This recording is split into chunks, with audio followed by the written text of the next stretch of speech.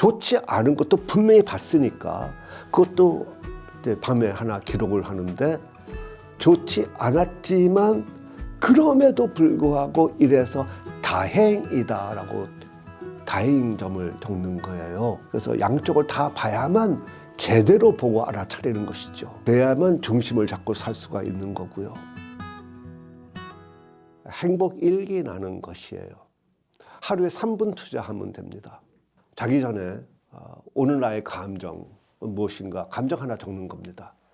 우리가 알아차려야만 정신을 차릴 수가 있기 때문에 가장 먼저 자기의 감정, 소위 메시지, 나의 행동의 원동력에 대해서 알아차림을 갖는 거고, 또 좋았던 거 알아차리고, 어차피 우리의 정신은 자꾸만 부정적인 것에 집중하게 돼버리니까 좋은 것을 한번 또 집중을 하면서 떠올려 보는 거. 그리고 좋지 않은 것도 분명히 봤으니까 그것도 이제 밤에 하나 기록을 하는데, 좋지 않았지만 그럼에도 불구하고 이래서 다행이다라고 다행점을 적는 거예요. 그래야만 양면을 다 보는 거죠. 세상의 모든 것에서는 장단점이 다 있지 않습니까? 그래서 양쪽을 다 봐야만 제대로 보고 알아차리는 것이죠. 그래야만 중심을 잡고 살 수가 있는 거고요. 그 다음에는 이제 자기의 장점 하나 적는 거고, 자기를 한착해 여기는 사람들은 다른 것을 귀중하게 소중하게 여기기가 어렵습니다. 그래서 자기 장점하고 난 다음에 고마운 거 적고, 또 고마운 거 적으면은 그 다음에 당연히 내가 오늘 기여한 바를 하나 적을 수가 있어요. 기여한다는 것은 대단한 것이 아니라, 예를 들어서 오늘 아침에 내가 버스를 타면서 기사님한테 안녕하세요 먼저 말 건다. 그것도 내가 그분의 하루에 기여하는 것이잖아요. 그래서 그런 식으로 매일 한 3분 정도 시간을 투자해서 그런 행복 일기를 적어 내려가는 거. 그게 정신 건강에 최고로 좋습니다. 몸은 일단 뭐 잘 먹고 운동하고 휴식 취하고 잘 자고 뭐 이런 것으로 이제 우리가 몸 건강을 지켜낼 수가 있는 거고요. 마음 건강은 생각과 감정이 연결되어 있는 상태가 마음이고, 그것을 옛날 말로 상념이라 그러죠. 그래서 상념이 괴로운 거죠. 그래서 우리가 이 괴로움에서 벗어나기 위해서 무상무념을 해야 한다고 그러잖아요, 옛날부터. 근데 이 무상무념이 반드시 최선인데, 근데 이것에 인간이 도달할 수 있는 경지는 아니에요. 특히 뭐 성인들이나 할 수 있는 거고. 그래서 차선으로 명상을 합니다. 명상이라는 것은 상을 어둡게 만든다는 뜻이잖아요. 밝을 명이 아니라 어두울 명자니까. 그래서 무상무념의 차선은 명상이에요. 저도 명상을 해보려고 노력을 했지만 무상무념 같이 하려고 하면 할수록 더 많은 잡념들이 생겨가지고 힘들더라고요. 그래서 저는 인내심이 별로 없어서 그런지 몇 번 하고 그만둬버렸어요. 저는 그래서 차선을 사람들에게 권합니다. 어차피 생각을 많이 하고 잘하는 존재이기 때문에 하지 않도록 하는 것이 아니라 더 좋은 쪽으로 하도록 만드는 거. 무상무념 대신 호상호념을 권합니다. 어차피 하는 생각, 좋은 생각을 많이 하라. 1대3 비율로 호상호념, 좋은 생각을 3배 정도 많이 하면은 충분히 행복하다고, 이 마음 건강은 그 방법을 제가 권장하고 있고요. 인간한테는 4가지 자원이 있어요. 이 4가지 자원을 잘 가꾸고 개발하고 발굴하고 활용을 해야만 아주 행복하게 살 수가 있는 것이에요. 그 4가지는 당연히 신체, 인지, 생각, 정서, 감정, 그리고 영성입니다. 이 4가지 영역의 에너지를 가지고 우리가 태어났고 서로 잘 조화를 이루면서 훌륭한 일도 할 수 있고 행복하게 사는 건데요. 독립적으로 존재하기는 하지만 평소 나타나는 모습은 3가지 상태로 나타납니다. 몸, 마음, 정신이라는 모습으로 나타나요. 몸은 당연히 내가 존재하기 위해서 필요한 거고요. 신체의 자원이죠. 신체적 자원. 마음이라는 것은 인지와 정서, 생각과 감정에 연결되어 있는 상태라고 아까 설명을 드렸지 않습니까? 나 혼자 살 때는 그다지 그것이 중요하지가 않습니다. 남과 함께 관계를 맺을 때 마음이라는 상태가 매우 중요하게 작동을 하죠. 마음 씀씀이가 좋아야지 행복하게 살 수가 있는 거. 정신이라는 것은 신체와 영성이라는 자원이 결합된 상태입니다. 내가 세상을 대할 때 어떻게 대할 것인가, 이런 방향성을 제시해 주는 것이기 때문에 몸은 나에 대한 것이고 마음은 관계에 대한 것이고 너와 나 사이, 정신은 나와 이 공동체, 나와 이 사회, 나와 이 세상과의 관계에 필요한 요소, 그 형태예요. 네 가지 요소가 세 가지 형태로 나타나고 이것을 잘 조율을 하고 활용을 해야만 결국 우리가 원하는 성공과 행복을 얻을 수가 있다. 그렇게 말씀을 드리는데요. 몸 잘 조율하고 자기 조율, 수신, 관계 조율 잘하고 마음을 다 쓰고 제가, 그리고 정신이 차리고 사는 거, 그것은 저는 공익조일이라는 말을 써요. 그게 바로 치국입니다. 그 결과가 평천하, 가장 우리가 원하는 결과, 수신, 제가, 치국, 평천하, 자기조율, 관계조율, 공익조율, 몸, 마음, 정신 건강하게 사는 거. 어떻게 그림이 조금 그려졌길 바래요. 너무 많은 분들이 행복하기 위해서 행복을 미룹니다. 먼저 성공해야 한다고 생각하시는 것 같아요. 행복을 미루면은 아마 끝까지 행복을 얻지 못할 겁니다. 행복은 살아가는 방식이거든요. 행복은 결과가 아니에요. 행복은 내가 힘들게 살아온 대가가 아니에요. 그래서 지금 어떻게 하면 행복할까? 이것을 추구를 하세요. 그러면은 매우 성공적인 인생을 살게 될 거라고 생각을 합니다. 부정적인 감정에서는 부정적인 행동으로 이어지고 긍정적인 감정에서는 긍정적인 행동으로 이어지게 되어 있지 않습니까? 특히 스트레스 받으면 부정적인 감정이 올라오는데 그것을 빨리 알아차릴수록 이것이 부정적인 행동으로 이어지기 전에 내가 내 몸에 개입해서 내 마음에 개입해서 내 정신에 개입해서 긍정적인 행동이 나오도록 만들어야만 우리가 생존 모드에서 사는 것이 아니라 성장 모드에서 살아갈 수가 있습니다. 스트레스를 받으면은 일단 몸도 망가지고 마음도 상하고 정신도 나가지 않습니까? 그래서 이 스트레스에 대비해서는 우리가 몸을 지키고 마음을 건강하게 만들고 정신 차리는 기술들을 알아야 하거든요. 몸을 지키는 방법들이 여러 가지가 필요한데 가장 먼저 당연히 이제 건강하게 먹고 잘 자고 또 잘 쉬고 해야 되겠지만 숨을 잘 쉬어야 돼요.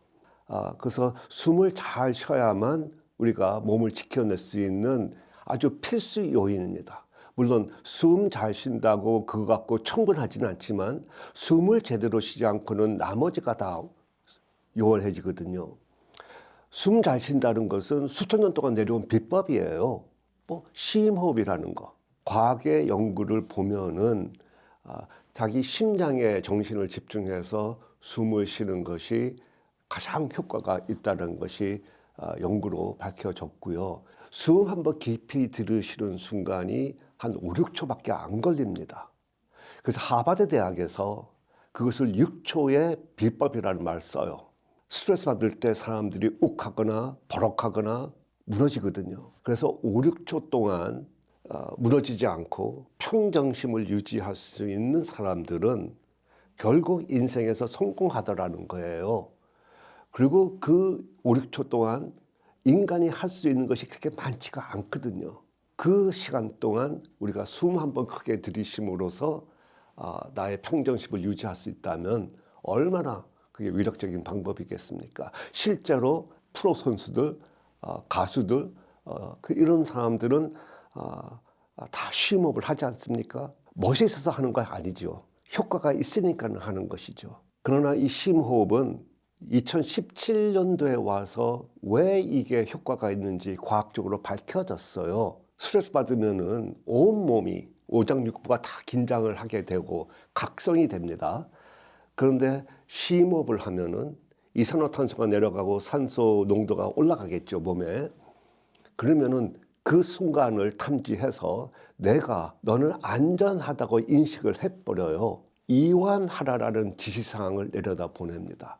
그래서 심호흡은 실제로 온몸을 이완시켜 줍니다. 이런 과학적인 이유가 있는데도 불구하고 우리가 심호흡을 하지 않는다면, 그래서 순간에 우리가 무너진다면, 그러면은 세상에 도와줄 사람은 아무도 없을 거예요. 그것만 잘하더라도 우리가 무너지지 않는다면, 그러면은 당연히 해야 되겠죠. 이 편안한 마음의 맛을 느끼시길 바라겠습니다. 그게 이제 자기 조율의 핵심이고요. 관계 조율, 마음을 또 편안하게 건강하게 갖추는 기술의 핵심은 상상하기예요.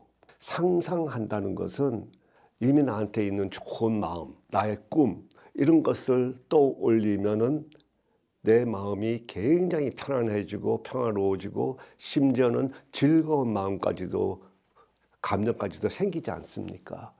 어릴 때 제가 저 아버지랑 같이 밖에 나가서 짜장면을 먹었던 기억이 있어요.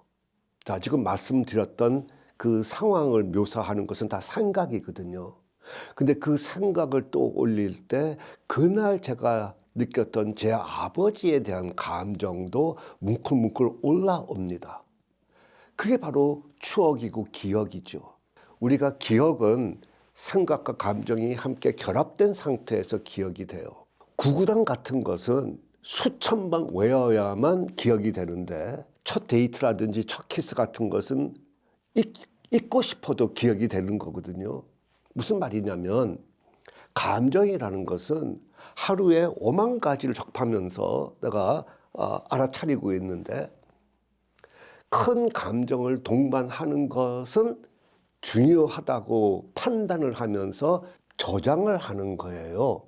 그래서 우리의 추억은 생각만이 아니라 감정과 함께 연결돼서 저장되는데, 저는 그것을 마음씨라고 해요. 그래서 우리 마음 안에는 그런 것들이 수천 개, 수만 개가 담겨져 있을 겁니다. 아버지에 대한 거, 엄마에 대한 거, 선생님에 대한 거, 내 고향에 대한 거, 어디 놀러 갔었는 날, 누구 친구에 대한 거, 뭐 5만 가지가 있지 않습니까? 그래서 거기서는 좋은 것도 있고 좋지 않은 것도 있고, 거의 뭐 잊고 싶은 그런 추악한, 흉한 그런 기억도 있지 않습니까? 창피한 것도 있고 억울했던 것도 있고. 그 두 가지의 종류가 다 들어가 있는데, 부정적인 것이 지배를 해버리면은 내 마음이 이제 상하고 아프고 괴로운 거고요. 좋은 마음씨들이 더 지배를 하고 있다면 나는 굉장히 긍정적이고 행복한 사람으로서 살아가는 거예요.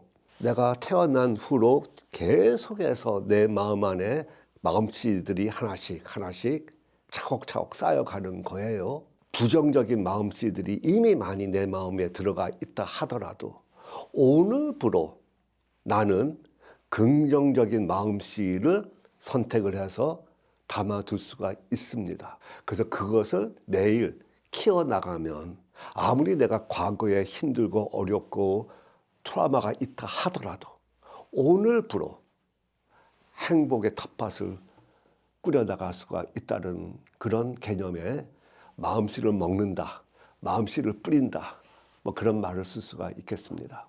정신 건강의 아주 핵심은 고마움을 알아차리는 거예요. 고마움을 알아차린다는 것은 시각의 문제입니다. 누가 나한테 베풀어줘도 내가 그것을 하찮게 여길 수도 있지 않습니까? 또 누군가 돈은 몇 푼 안 되는 것을 나한테 베풀어도 내가 그것을 높은 가치로 인식할 수도 있는 것이고요. 그래서 고마움이라는 것은 주관적인 것이에요.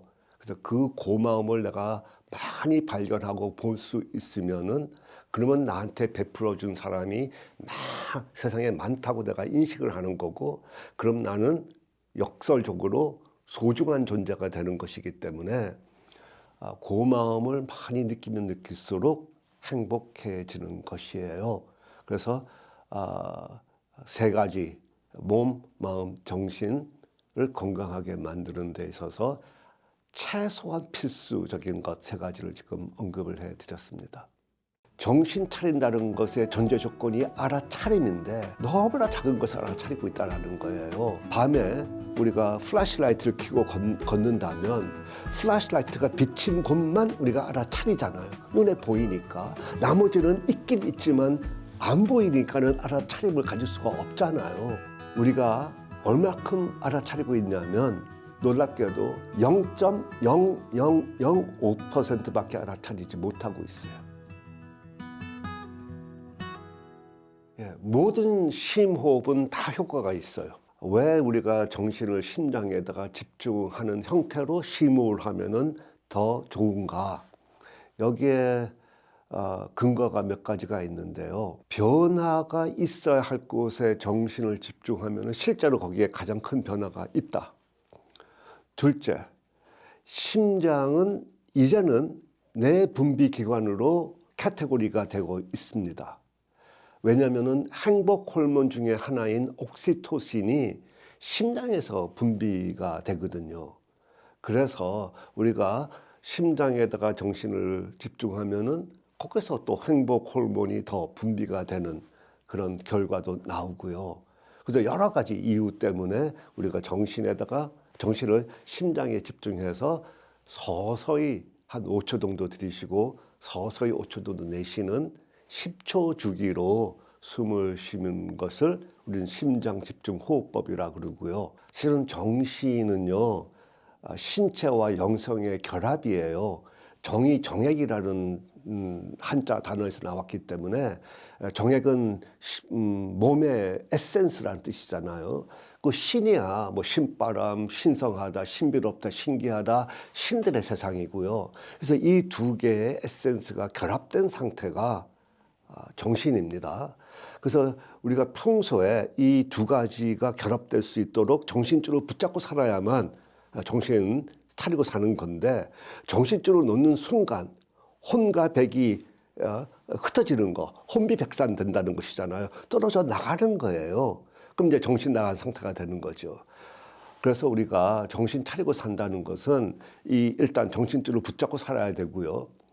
그리고 붙잡는 것에 대해서 6가지 특성이 있습니다. 근데 그 특성을 조금 먼저 설명드리겠습니다. 지극히 조금만 알아차리고 살고 있어요. 정신 차린다는 것의 전제 조건이 알아차림인데 너무나 작은 것을 알아차리고 있다는 거예요. 예를 들어서 밤에 우리가 플래시라이트를 켜고 걷는다면 플래시라이트가 비친 곳만 우리가 알아차리잖아요. 눈에 보이니까. 나머지는 있긴 있지만 안 보이니까는 알아차림을 가질 수가 없잖아요. 우리가 얼마큼 알아차리고 있냐면 놀랍게도 0.0005%밖에 알아차리지 못하고 있어요. 밤에 걸을 때 플래시라이트를 막 쥐고 흔들듯이 정신도 막 흔들어요. 시공간을 흔들어댑니다. 미래로 가고 과거로 가고, 그래서 정신들이 들락날락하고 오락가락하고 왔다 갔다 하는 거예요. 막 휘두르니까. 정신이 과거에 매몰되고 있는 것은 바로 이제 후회하고 원망하고 누군가 미워 죽겠고, 이미 다 끝난 과거에 정신이 매달리는 거거든요. 과거는 이미 끝나고 나는 지금 미래로 가고 있는데 나의 정신은 과거에 붙잡혀가지고 거꾸로 질질 끌려가는 셈이니까 그게 정신이 굉장히 괴로운 상태가 되는 거고요. 또 우리가 정신을 미래에다가 집중을 하면은 그게 바로 걱정, 근심, 초조함, 조바심. 그것도 굉장히 괴로운 상태가 되는 거예요. 그러다가 정신이 어느 순간 자동적으로 집중하는 곳이 있는데 그게 바로 부정적인 거, 별다른 거, 이상한 거. 그런 것이 나타나면은 정신은 자동적으로 그쪽으로 집중합니다. 이상한 것이 나타나면은 나를 해칠 수가 있으니까는 우리는 자동적으로 정신을 그쪽으로 집중시켜요. 그래서 뉴스가 압도적으로 뭐 99%가 다 나쁜 뉴스만 나오잖아요. 나쁜 그런 부정적인 뉴스를 보내야만 사람들이 정신을 거기에 집중하고 시청률이 올라가고 그래야 이제 광고 수입비가 생기니까는요. 좋은 뉴스 해봤자 사람들이 집중을 안 한단 말이에요. 그러나 우리가 정신을 부정적인 것에다가 이상한 것에다가 집중하는 순간 그거밖에 안 보이기 때문에 세상이 정말로 흉측한 것 같이 느껴져요. 그래서 뉴스를 하루 종일 보는 사람은 우울증에 걸립니다. 그래서 너무나 힘드니까 많은 사람들이 정신을 SNS에다가 TV에 드라마에다가 게임에다가 몰두하지 않습니까? 그것은 이제 쾌감에다가 정신을 파는 행위를 하는 겁니다. 도박하거나 게임하거나 드라마 보는 것이 다 소비적인 활동이잖아요. 값을 치러야 하잖아요. 아주 비싼 대가를 치르는 것이죠. 정신을 팔아야 하는 거니까. 어떤 사람들은 정신을 생산적인 것에다가 집중합니다. 일에다가, 권력에다가, 명예에다가 집중을 하죠. 그래서 거기다 집중하는 것을 저는 어리석은 상태라고 말을 해요. 어리석다는 뜻은 어리석었다. 어른, 정신의 순수한 우리 한국말. 정신이 썩은 상태가 되는 거예요. 왜 그러냐? 돈, 명예, 권력은 끝이 없어요. 거기다 정신을 집중하면은 고달픈 인생을 할 수밖에 없습니다. 돈이 없을 때 돈 1억만 있으면 행복할 것 같죠. 1억 생기면 10억 정도는 있어야 돼요. 10억 생기면 100억 정도는 있어야만 행복하다고 느껴집니다. 권력도 마찬가지예요. 끝없이 추구하다가 맨 위에 올라가면은요, 거기에 영원히 머물고 싶어 해요. 그래서 결국은 어리석은 상태가 돼버리죠. 행복하고 싶다면 우리가 정신을 소중한 것에다 집중할 줄 알아야 돼요. 그래야만 정신 차린 상태가 돼요. 정신 집중하는 것은 능력이에요. 칼이 아주 예리하면은 그것은 많은 일을 할 수 있지만 어디다가 칼을 쓰는가 따라서 결과가 흉측하거나 아주 훌륭할 수가 있듯이 정신 집중하는 것은 능력입니다. 공부에 집중할 수도 있고 게임에다 집중할 수도 있잖아요. 사실 컴퓨터 게임 하는 사람들 정신 집중 기가 막히게 잘합니다. 하지만 그 훌륭한 정신 집중 능력을 어디다가 하는가 따라서 인생은 너무나 달라지고요. 정신은 반드시 소중한 것에 집중해야만 되고요. 그때 소중한 것을 볼 수 있으면 시야가 확 트이는 그런 결과가 나올 거고요. 이런 정신의 특성을 알게 되면은 왜 우리가 정신을 차리고 산다는 것과 정신 집중한다는 것이 다르다는 것도 알게 되고 소중하다는 것이 바로 고마운 것이라는 것도 알게 될 것입니다. 생존 위주로 살면은 내 안에서 파충류 반응이 나와요. 파충류 반응은 스트레스 받으면은 싸우거나 도망가는 거. 싸워서 상대방을 제압하거나 내가 도망가서 상대방으로부터 멀어지거나 둘 다 단절의 개념이에요. 그래서 우리가 생존 위주로 살면은 나만 피곤해지고 힘들어지는 것이 아니라 고독이라는 아주 무서운 결과로 이어집니다. 성장 모드로 살아갈 때는 우리가 이제 그게 바로 이제 행복한 건데, 왜냐하면 성장이라는 것은 어제와 다른 오늘을 살아가는 모습이고요. 그리고 오늘보다 더 나은 내일을 살아간다는 것이 성장이에요. 그래서 최고의 창의력도 거기서 나오는 거고요. 그럼 우리는 스트레스를 받아도 생존 모드에 들어가기가 쉬운데 자동적으로 그쪽으로 들어가게 되어 있어요. 그래서 우리는 성장 모드로 이동시킬 수 있는 능력을 발휘를 해야 되겠죠. 그래야만 연결이라는 상태로 이어갈 수가 있어요. 근데 왜 성장 모드와 연결해서 행복을 만날 수밖에 없냐 하면 우리는 애초에 관계 속에서 잉태됐거든요. 그리고 첫 10개월을 단 1초도 빠지지 않고 다른 존재와 연결돼서 생존을 했어요. 이게 계속 평생 지속되는 것이 인간이에요. 그래서 인간은 그 관계에서 벗어나서 행복해질 도리가 없는 존재입니다. 나 혼자 잘 먹고 잘 살아서 행복하다? 천만의 말씀. 그냥 사는 거예요. 생존은 하더라도 살맛을 느끼지 못하면서 사는 거. 연결됐을 때, 성장을 할 때, 그때 비로소 우리가 살맛을 느끼면서 사는 거. 그게 행복이죠. 관계가 망가지는 데 있어서 10단계가 있어요. 그래서 어느 단계에 있는가에 따라서 이제 회복해 나가는 그 방법들이 조금씩 다를 수가 있는데요. 만약에 완전히 망가졌다. 그게 이제 10번째 단계. 10번째 단계가 이제 선을 넘어서 폭력을 휘두르다든지 아예 완전히 배반을 했다든지 이제 이런 상태가 되는데 여기서도 회복이 가능하다고 해요. 하지만 이제 그런 것을 이야기하기보다는 어떻게 하면은 관계가 망가지지 않도록 예방하고 또 좋은 관계를 맺어가는가, 여기에 우리가 좀 더 치중을 하고 시간을 투자하고 실천을 한다면 그러면 망가지는 거 걱정할 필요가 없어요. 사랑의 지도라는 것이 필요하다고 해요. 서로가 서로에 대해서 알아야 된다는 것입니다. 실은 남녀가 데이트할 때 하루 종일 서로가 서로에게 물어보지 않습니까? 뭘 좋아해요? 뭘 싫어해요? 뭐가 가장 두려우세요? 뭐가 가장 꿈이 뭐예요? 뭐 이런 것들 많이 물어보잖아요. 그게 바로 서로 사랑의 지도를 만들어 간다는 그런 개념이에요. 그리고 호감, 존중, 감사의 배려를 많이 서로가 서로에게 나누면서 살아야 된다는 거고요. 다가가는 대화를 할 줄 알아야 되는데 감정 코칭식 대화라고 합니다. 평소에 우리가 같이 살면서 너무나 많은 행동들을 지적하고 행동들을 지시를 해요. 아이들은 어른들이 그럴 때 그것을 다 잔소리라고 치부하거든요. 한마디로 듣기 싫은 말, 들어도 한 귀로 듣고 한 귀로 나가는 말. 또 그런 사람들은 그냥 피하고 싶고 도망가고 싶은 사람. 관계가 망가진다는 것이잖아요.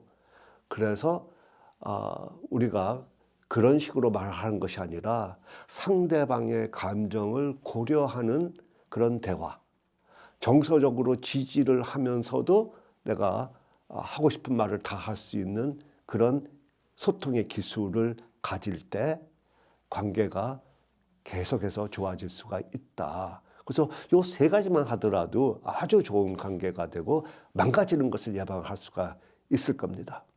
엄청난 감정 찌꺼기들을 만나게 돼요. 부정적인 감정을 많이 만나고 살지 않습니까? 그 감정 찌꺼기를 그대로 놔두고 하루를 보내면 몸과 마음과 정신이 다 썩어버리고 망가지는 거예요. 오늘 제가 언급한 몇 가지만이라도 매일 실천하시면 분명히 건강할 거다.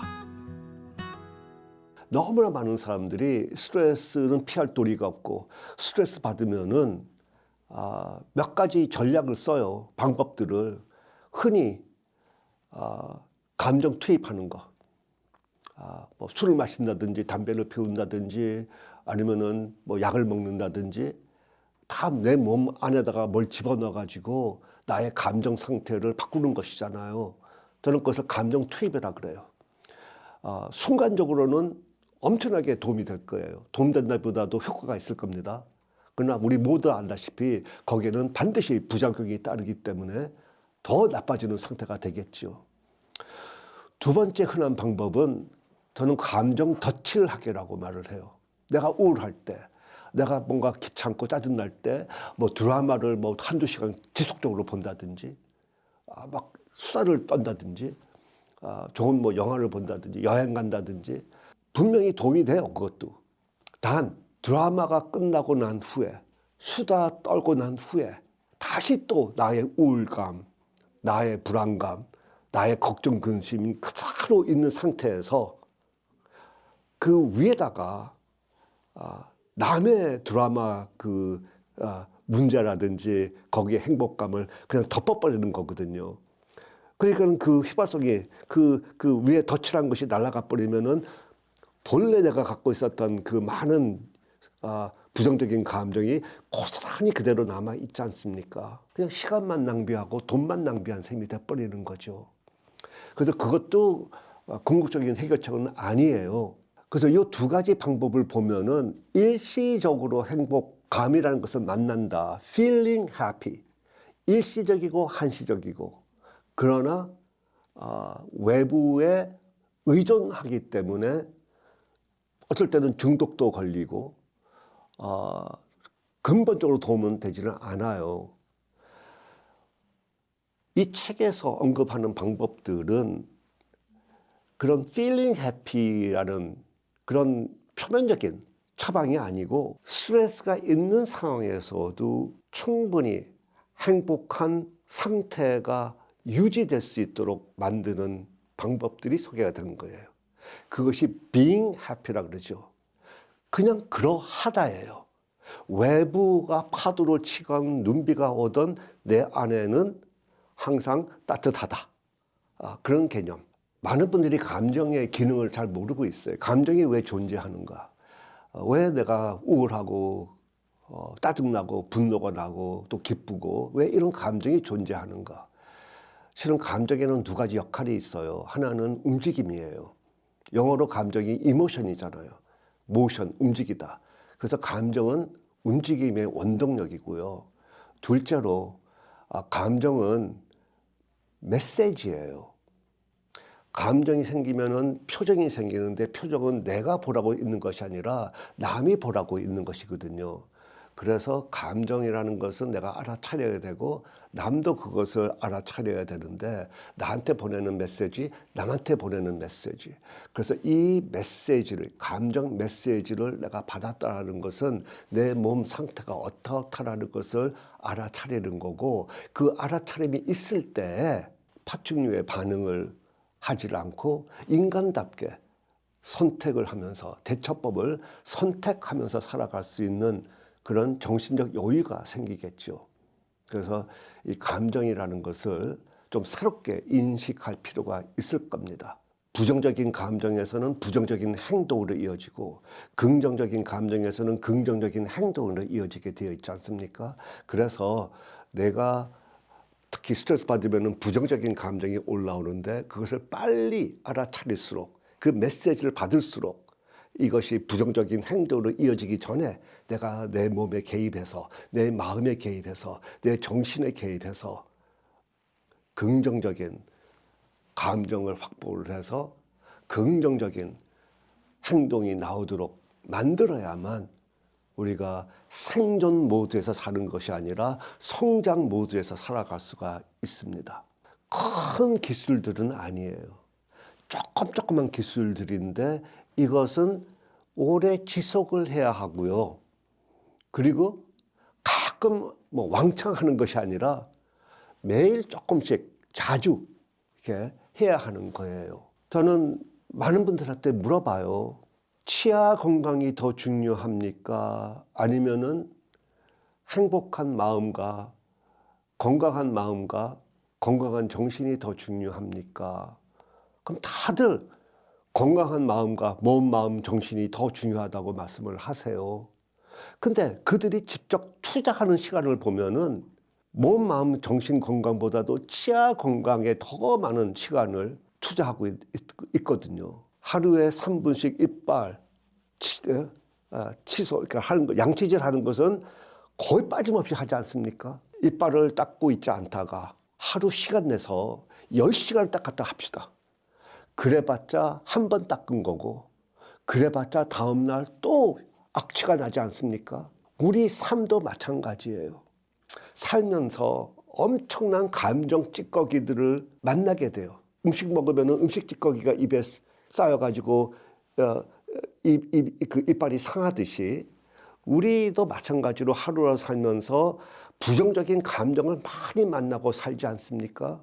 그것을 그 감정 찌꺼기를 그대로 놔두고 하루를 보내면 그게 이제 부패가 돼가지고 몸과 마음과 정신이 다 썩어버리고 망가지는 거예요. 그래서 이빨도 우리가 매일 3분씩 닦듯이 우리 몸, 마음, 정신 건강을 위해서 오늘 제가 언급한 몇 가지만이라도 매일 실천하시면 분명히 건강할 거다. 아이들은 좀 작은 존재잖아요. 어쩔 수 없이 큰 존재에 큰 영향을 받을 수밖에 없다. 그래서 부모 교육, 교사 교육, 교육자 교육 이런 쪽으로 또 일을 많이 해오고 있었고요. 개개인의 역할도 중요하지만 국가의 정책도 굉장히 중요하다. 물론 정책이 모든 것을 다 해결할 수는 없어도요. 뭐 학교 폭력을 비롯해서 또 세계 최고 수준의 자살률 이런 것들은 실은 발달 트라우마의 후유증이기도 합니다.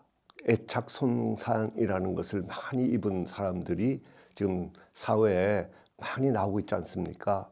부모들이 지금 아이를 키우는 것이 너무나 힘들다 하니까 정부가 나서서 복지 정책을 쓰고 있어요. 많은 돈을 부모들한테 투자를 하고 있는 중인데 의도는 좋지만 결과는 우리가 원하는 것과 정반대 현상이 나타나고 있거든요. 도움을 줘야 할 것은 부모를 양육으로부터 해방시키는 것이 아니라 어떻게 하면 양육하는 그 자체가 행복할 수 있도록 만들어주는가 그쪽으로 돈을 투자해야 되는데 의도는 좋지만 결과는 아주 나쁜 쪽으로 지금 정책이 수행되고 있는 것이 매우 안타까워 가지고 현재는 그런 쪽에도 뭔가 기여를 하고자 합니다. 실은 행복은 종교로 접근할 수도 있고 뭐 철학으로 인문학으로 접근할 수 있죠. 그래서 그런데 많은 방법들이 좋은 것들이 존재해요. 우리 연구소의 방식은 과학에 기반을 둔 방법들을 소개하는 거예요. 아마 행복하고 과학하고 연결시키기 좀 어려워하시는 분들 계실 거예요. 뭔가 이질적인 것이라고 생각을 하시는 분들 계실 거고 이미 행복은 과학의 영역으로 들어와 있습니다. 과학에 기반을 둔 방법. 그게 무슨 말이냐면 그 살다 보니까 이게 좋더라 그런 내용들이 아니고 임상실험이라든지 과학적 근거를 가지고 효과가 입증된 방법 위주로 우리가 배워서 또 연구해서 사람들에게 소개시켜주는 그것이 이제 우리 연구소의 설립 이유예요. 해군사관학교 생도가 그러니까 매년 이틀씩 저희한테 배워서 졸업하기 전에는 모두 8일간의 교육을 저희한테 받습니다. 1학년 때는 자기 조율하는 기술, 스트레스를 견뎌낼 것이 아니라 대처하는 기술들을 배우고요.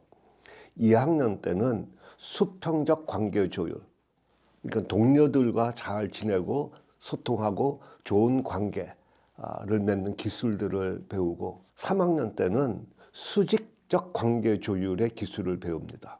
장교가 돼서 장병들을 지도를 해야 되는데 아주 효과적으로 지도하는 기술들을 배우는 것이 이제 3학년 때고요. 4학년 때는 감정응급처치법이라는 것을 배웁니다. 이 감정응급처치법은 뭐 최근에 우리가 이태원 사건 때문에 알다시피 응급처치법이 꼭 필요하지 않았습니까? 심폐소생술도 해야 되고, 근데 그것은 이제 신체적인 응급처치법이고요. 감정응급처치법은 그런 큰 사고가 났을 때 깜짝 놀라고 공포감도 느끼고 우울감도 이렇게 느끼고 소위 트라우마 후유증을 겪게 되거든요. 감정응급처치법을 실시하면은 그 트라우마 후유증을 최소화할 수 있는 그런 예방법에 해당되겠습니다. 너무나 많은 사람들이 행복을 외부에서 찾으려고 그래요. 좋은 대학에 들어가기만 하면, 좋은 배우자를 만나기만 하면, 로또 당첨돼 가지고 돈을 많이 벌면 그러면 그 외부에서 찾으려고 그러는데 정말로 많은 연구가 말해주고 있어요. 행복은 바깥에 있지를 않다. 일시적으로 행복감은 느낄 수 있어도 휘발성이 강해가지고 곧 사라집니다. 그래서 지속 가능하지가 않아요. 그리고 우리는 언제든지 스트레스에 노출되어 있기 때문에 그 스트레스에 무너질 수밖에 없게 되죠.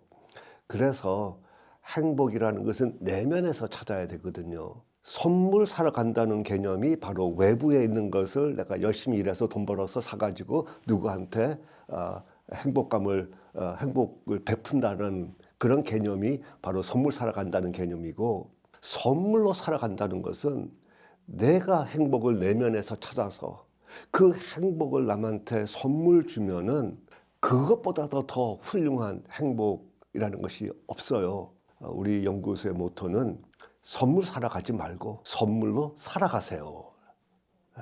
독서방에서 마구간 같은 데 들어가서 막 혼자 공부하는 모습 안타까워요. 최고의 공부는 학습 공동체에서 이루어집니다. 서로 함께 공부하면서 배운 거 발표도 하고 질의응답을 하면서 요약을 하면서 다른 차원으로 높여가는 것이 좋은 공부고 학습이에요.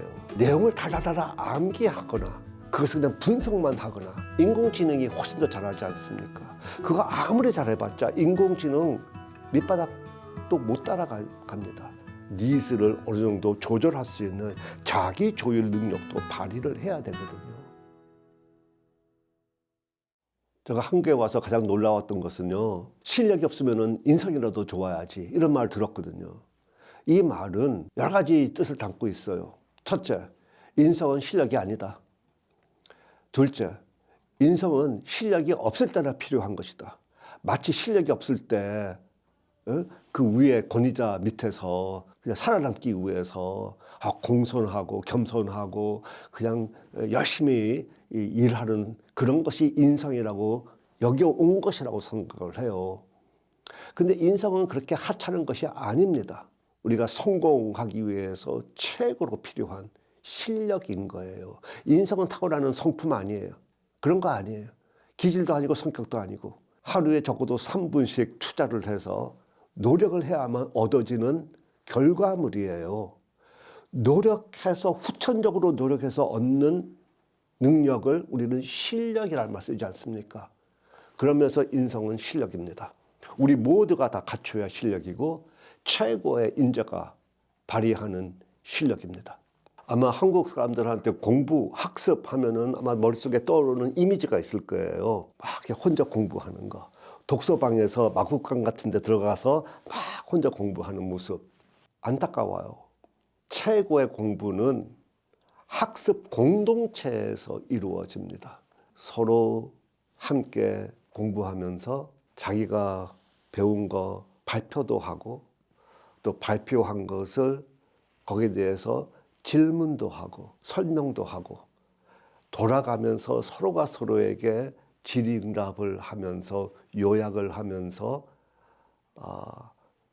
배운 내용의 질을 매우 다른 차원으로 높여가는 것이 좋은 공부고 학습이에요.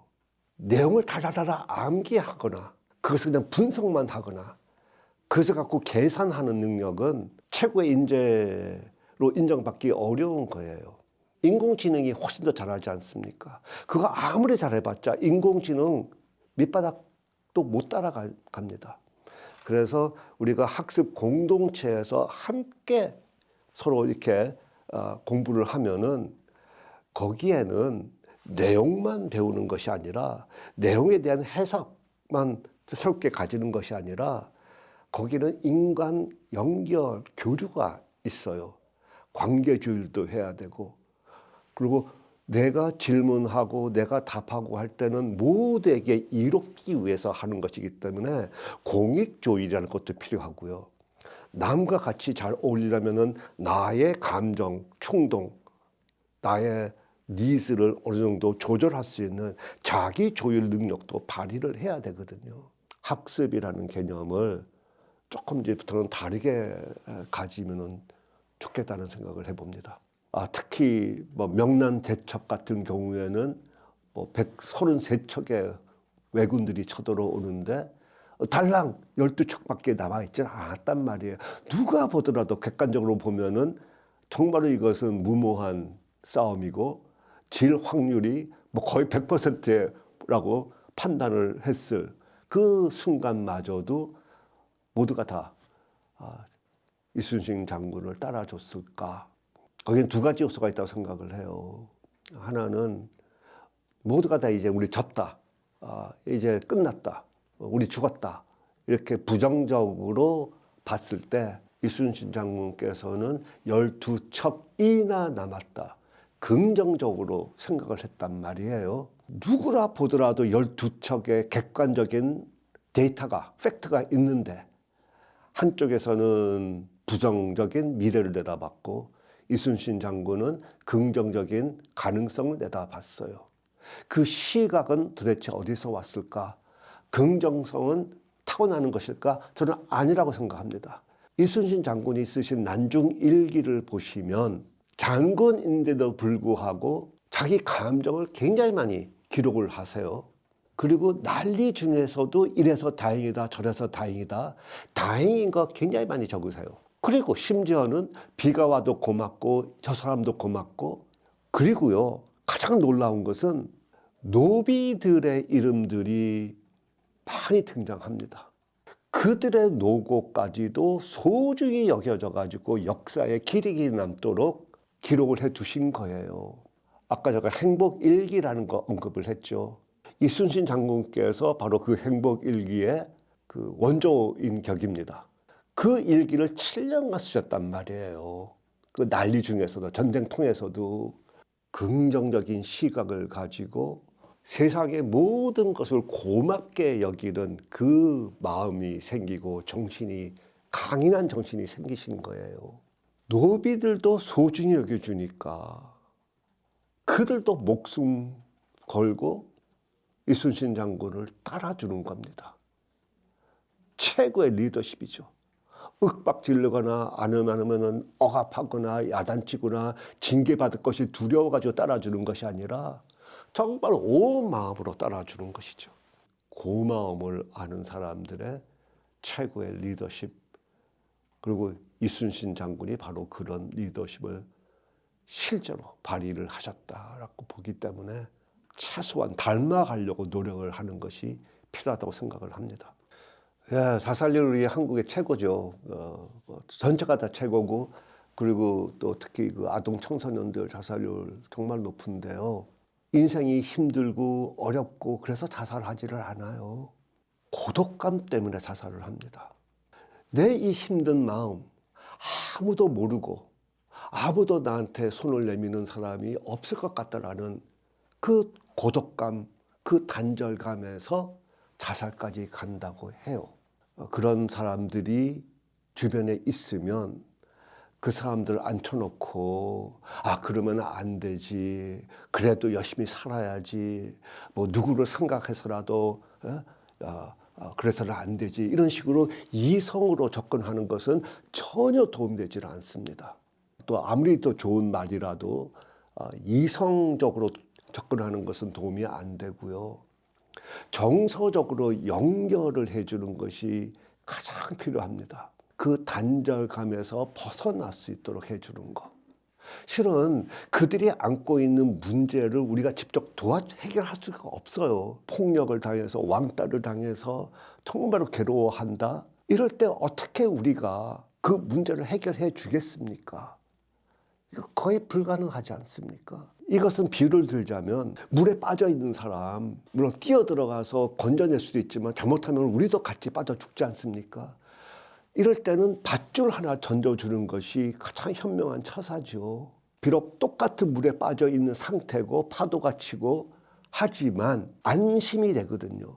나는 연결되어 있다. 그 연결된 것이 바로 적어도 극단적인 행동으로 이어가지 않도록 해주는 방법이고 모두가 할 수 있는 일이라고 생각을 해요. 정서적으로 연결되어주고 정서적으로 지지해주는 거, 이게 꼭 필요합니다.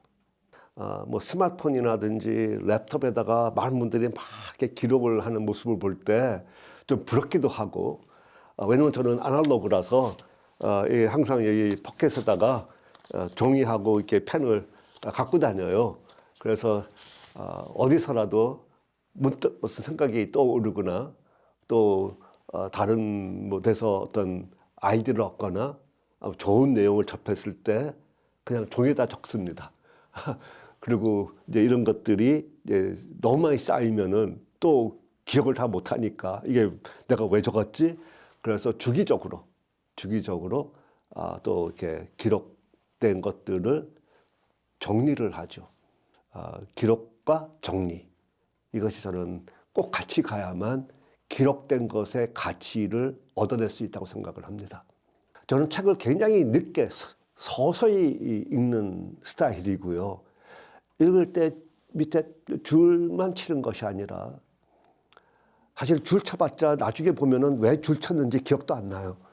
그래서 저는 읽으면서 떠오르는 생각이 있으면은 그 줄 옆에다가 생각을 적습니다. 또 읽다가 잘 이해가 안 돼서 질문이 떠오르면은 질문을 적습니다. 그래서 나중에 또 책을 읽고 나서 그것만 다시 볼 때 이런 것들이 저자가 무슨 말을 하고자 하는 것만 내가 담아둔 것이 아니라 그로 인해서 내 안에서 정리된 바 하나 더 나가고 싶은 나의 마음이 반영이 된 나만의 기록이 이 책의 독서의 결과로 남아있게 되죠. 저는 그것을 하기 때문에 책 한 권 읽는데 시간이 많이 걸립니다. 저는 어릴 때부터 뭐 학교에서도 그렇고 뭐 계속해서 뭐 이렇게 시간표에다가 이 시간에 뭐 하고 이 시간에 뭐 하고 다 적어보는 거 어릴 때부터 많이 우리가 왔잖아요. 그러다가 이제 커서는 무엇을 하게 됐냐면 시간표를 보면서 여유를 위한 시간을 확보를 해요. 저한테 이것은 굉장히 중요합니다. 시간에 많은 것을 채워넣는 것이 아니라 어떻게 하면 더 한정된 시간에 더 많은 일들을 할 것인가를 전략을 세우기 위해서 시간표 짜는 것이 아니라 반대예요. 어떻게 하면 내가 여유를 확보할 것인가를 그 목표를 이루기 위해서 시간 관리를 합니다. 여유는 선택을 해야 돼요. 여유라는 것이 얼마나 중요한 것인 것을 안다면 아마 가장 먼저 우선순위를 두고 내 하루의 일과 일주일 일과에서 요만큼은 내가 여유를 가지마 하고 선택을 할 겁니다. 여유가 있어야만 새로운 생각을 할 수가 있죠. 내가 또 목표를 딱 세워놓으면 시야가 좁아집니다. 그건 어쩔 수가 없어요, 인간이. 왜냐하면 목표를 세웠으면 우리가 그 목표를 향하기 때문에 시야가 저절로 좁아집니다. 여유가 있을 때 시야가 확 넓어져요. 미처 못 봤던 것들이 보이기 시작을 하고요. 그리고 거기서 새로운 창의적인 발상도 가능하죠. 저는 시간 관리라는 것은 여유 확보하기가 가장 중요한 포인트입니다. 너무 많은 분들이 행복하기 위해서 행복을 미룹니다. 먼저 성공해야 한다고 생각하시는 것 같아요. 행복을 미루면은 아마 끝까지 행복을 얻지 못할 겁니다. 행복은 살아가는 방식이거든요. 행복은 결과가 아니에요. 행복은 내가 힘들게 살아온 대가가 아니에요. 그래서 지금 어떻게 하면 행복할까?